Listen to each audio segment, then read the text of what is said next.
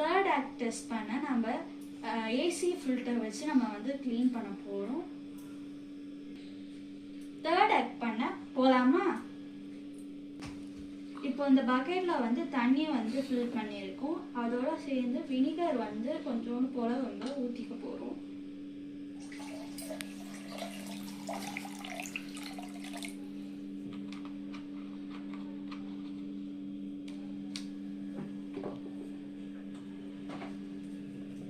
அதுக்கப்புறம் washing detergent வந்து கொஞ்சோண்டு போல ஊற்ற போகிறோம்.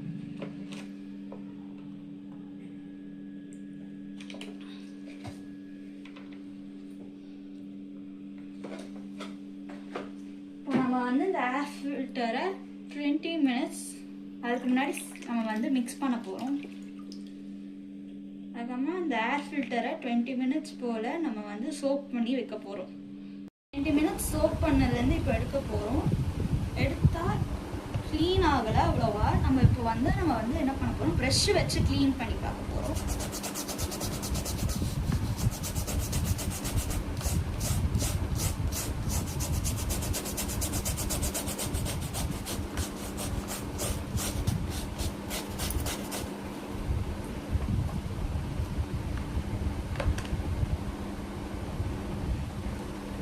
இதுக்கும் டிஃப்ரென்ஸ் பாருங்க.